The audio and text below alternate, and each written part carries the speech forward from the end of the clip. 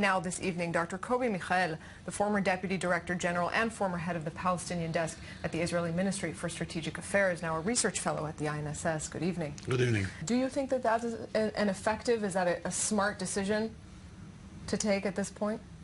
Or just adding more fuel to the fire? I'm not sure about it. First of all, I'm not sure that tomorrow it will remain the same decision. I think that in a sense maybe it's a sort of reflection of embarrassment mainly towards the Israeli public. But I think that this is not the issue. I think that we have to talk about the broader context of the event of yesterday. And in this regard, we have to understand, first of all, the Palestinian psyche. We have to remember that the Palestinian society, and according to the last survey that was published just 2 days ago by Khalil Shkaki,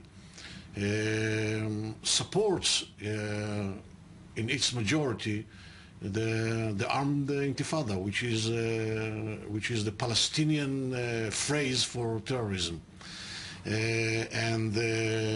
Although there is a decrease in the support of stabbing because they understood that actually it's something that brings nothing, they do support the increase of armed struggle or armed resistance.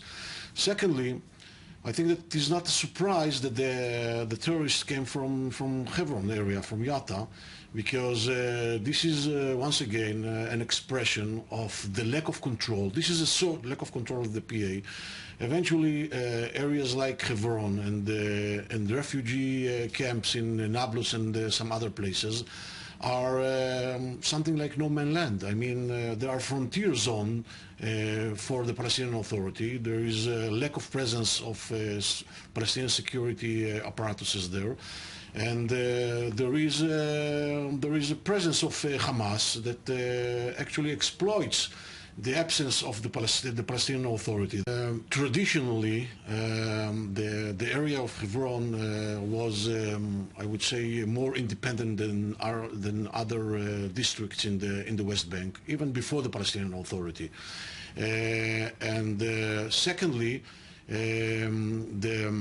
I would say the societal structure of the district there, the tribes, and the big clans there, the big hamulas, have huge interests that doesn't fit necessarily the interests of the PA, or in other words, I will put it that the PA actually is in a sense of a competition with these clans, and they have the capacity to run their business by their own, and they think first of all about their businesses, and they are historically and traditionally are more affiliated to Jordan. They have families in Jordan. They are affiliated to the institutional level in Jordan, and to the palace there, and they do not believe in the Palestinian Authority, as well as the majority of the Palestinian society, by the way. On that note, if we're looking at the strength of Mahmoud Abbas and the Palestinian Authority today versus, say, 5 years ago, how would you gauge that?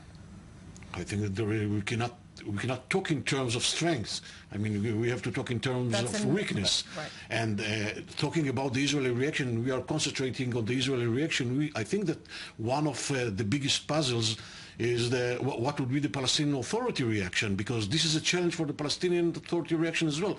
Hamas challenges not only Israel. Hamas challenges first of all the Palestinian Authority, and Hamas uses these frontier zones like Hebron in order to challenge the Palestinian Authority. So when you see the Palestinian Authority coming out and condemning this attack, what do you think of that? It's not a question of condemning the attack. It's a question of building the capacities to be there, to be present there, and to enforce law and order, and to assure the monopoly over violence. I mean, the idea that there are militias, there are armed militias all over the West Bank, in the refugee camps, and mainly in Hebron, and the Palestinian Authority cannot enter there and cannot enforce law and order, it means that we have a chaotic situation there, and therefore this is a threat, first of all, not over Israel, okay? This is a very limited threat over Israel.